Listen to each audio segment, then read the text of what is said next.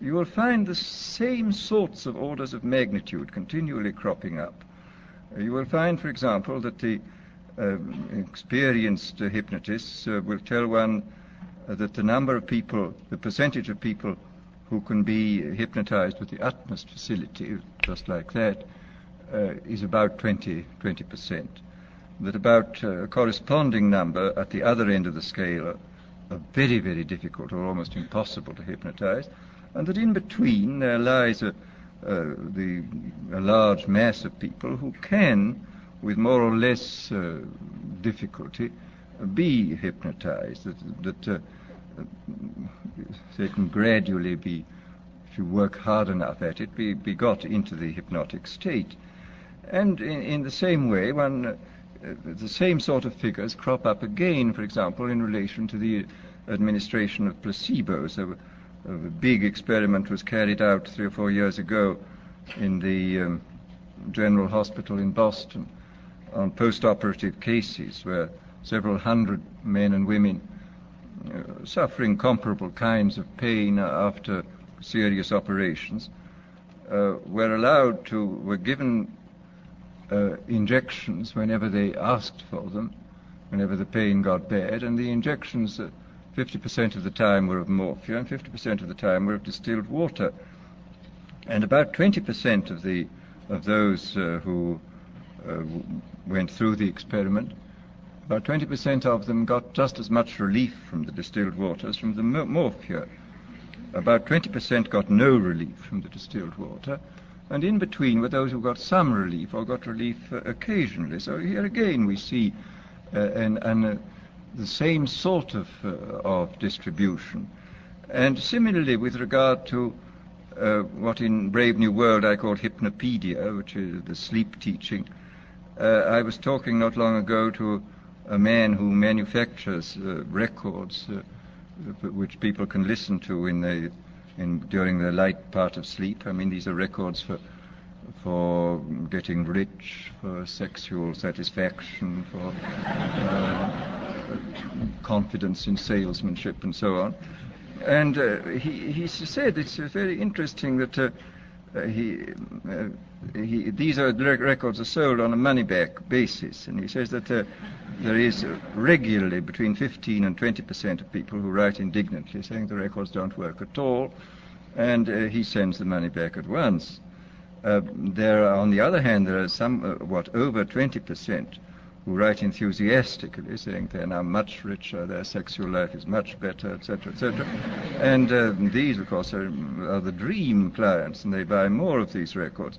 And then in between are those who complain they're not getting much results, and they have to have letters written to them saying, well, go persist, my dear, go on, and you'll get there. And they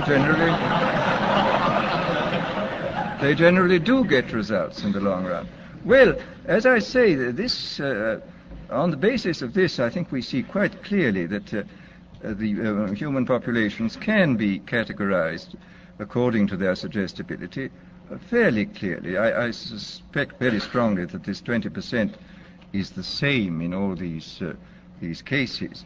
And I suspect also that it would not be at all difficult to recognize in very early childhood who were those who were extremely suggestible, who were those who were extremely unsuggestible, and who were those who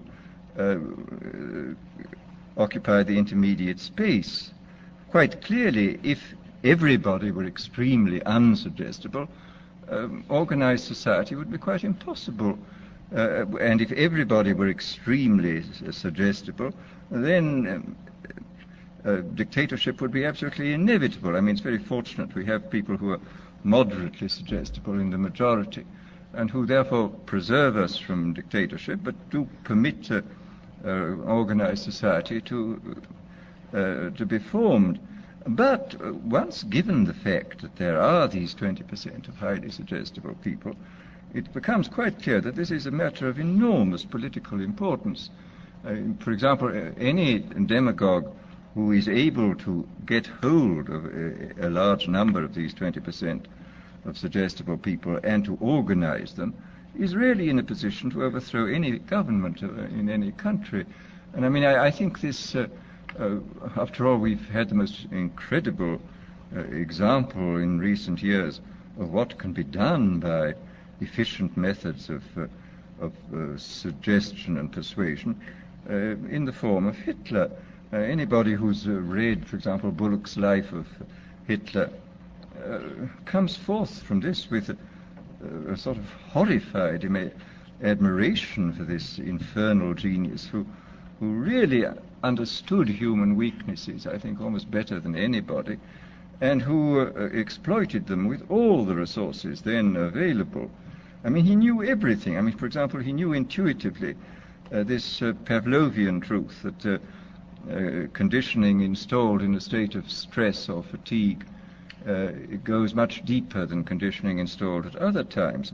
This was why all his big speeches were organized at night. He speaks of this quite frankly, of course, in Mein Kampf. He says this was done solely because people are tired at night and therefore are much less capable of resisting persuasion than they would be during the day.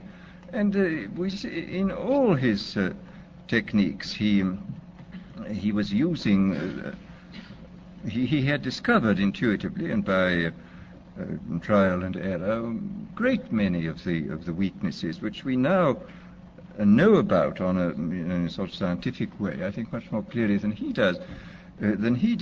But the fact remains that this differential suggestibility, this susceptibility to hypnosis, I do think is something which has to be considered very carefully in relation to any kind of thought about democratic government. I mean, if there are 20% of the people who can really be suggested into believing almost anything, as evidently they can be, then we have to take extremely careful steps to prevent the rise of demagogues who will drive them on into extreme positions and then organize them into very, very dangerous armies, private armies, which may overthrow the government.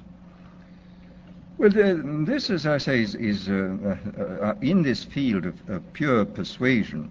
I think we do know much more than we did in the past, and obviously we now have mechanisms for multiplying the demagogue's voice and image in a quite hallucinatory way. I mean, the television and the radio, Hitler was making enormous use of the radio. He could speak to millions of people simultaneously.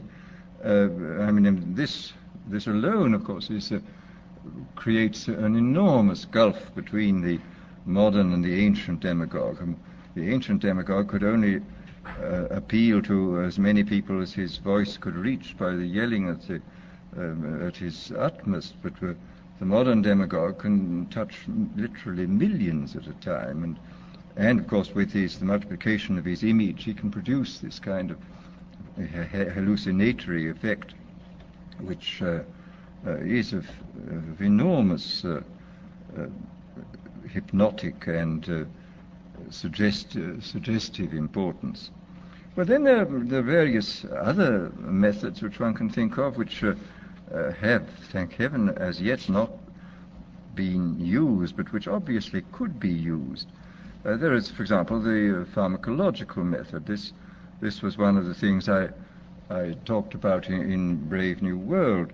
I invented a hypothetical drug called Soma, which of course could not exist as it stood there because it was simultaneously a stimulant, a narcotic, and a hallucinogen, which seems unlikely in one substance.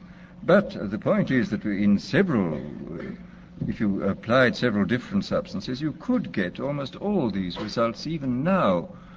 And the really interesting thing about the new chemical substances, the new mind-changing drugs, is this, that whereas if you look back into history, it's clear that man has always had a hankering after mind-changing chemicals. He has always desired to take holidays from himself.